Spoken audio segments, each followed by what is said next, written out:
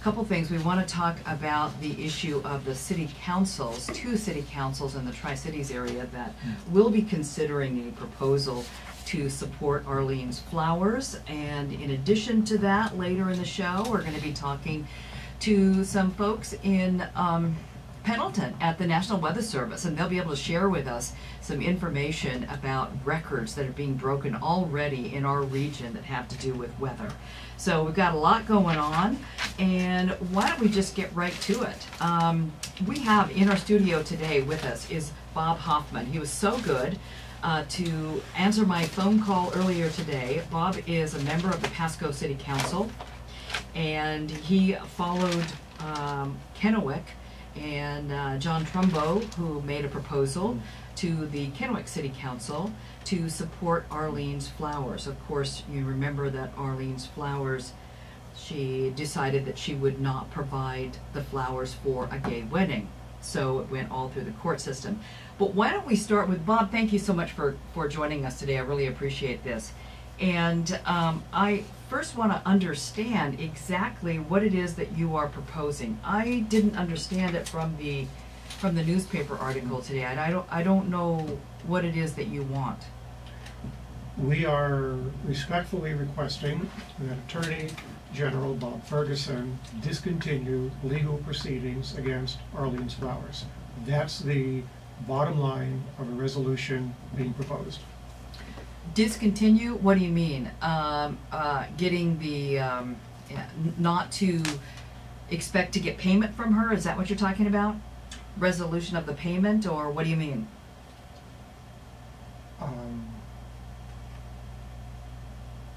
I think it means that he should drop the lawsuit.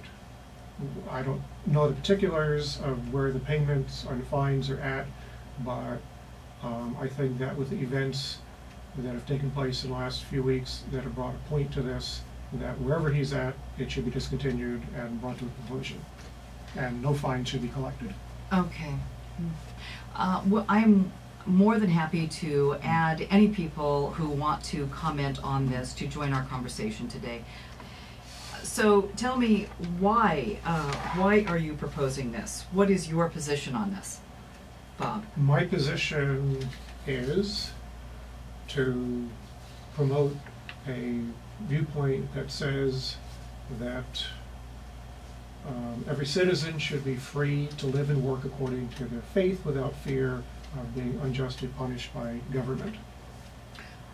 Okay, so that kind of opens up a can of worms, don't you think, Certainly Bob, does. though? Because that can, you know, I guess if I'm running a business and my religious beliefs are whatever, maybe I don't believe in interracial marriage, or if I don't believe in interfaith marriage, then you, according to your proposal, I would be able to deny people the opportunity to take advantage. I wouldn't have to serve them. Is that what you're saying? In this particular action, I'm not opening up the discussion to that level.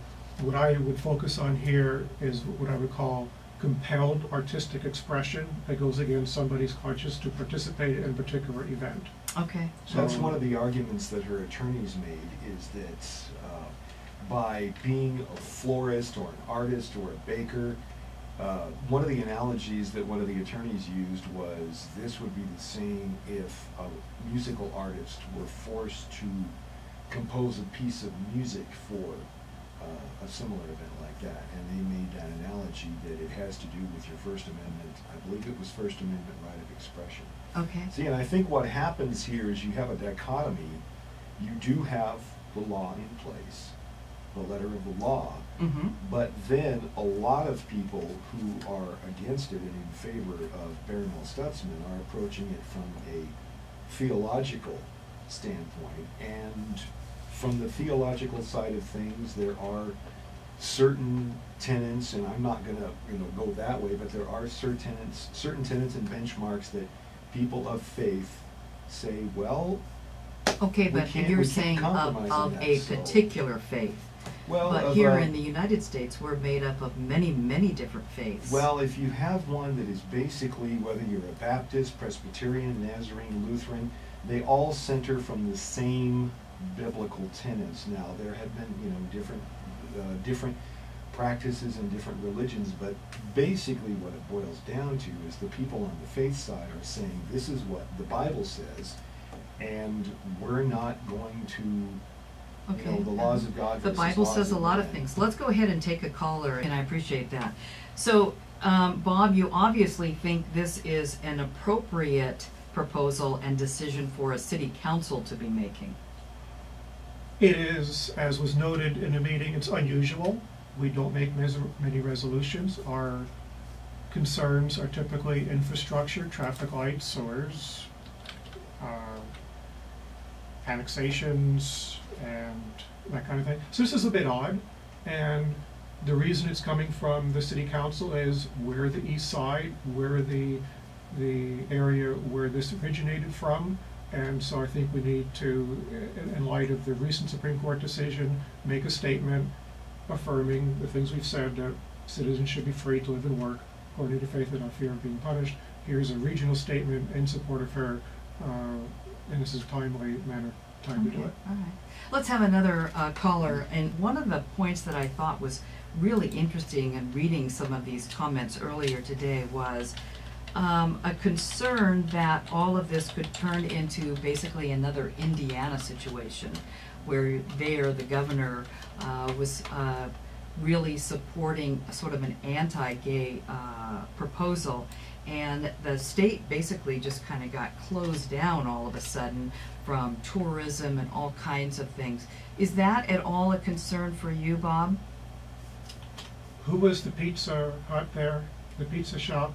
I don't know. Okay, there was a pizza establishment that a reporter discovered and asked a question, would you cater a gay event? And they put the owner's daughter on the spot, and she said, we will serve anybody who walks in the door regardless of who you are for that. But for this event that violates our understanding of our religion, we would not serve this event, but we will serve anybody regardless of orientation, race, beliefs, who comes into our establishment, we will serve totally.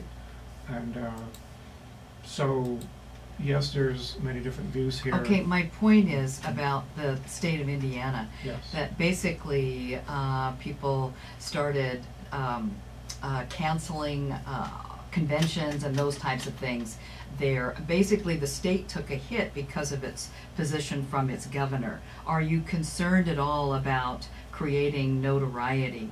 And I think I shared before that gay marriage is basically a majority opinion right now. If you look at 61% of people who believe that gay marriage is okay, that becomes, you know, in our world, a supermajority. We look at 60%, 61% being a supermajority in school elections. Right. So does that concern you at all?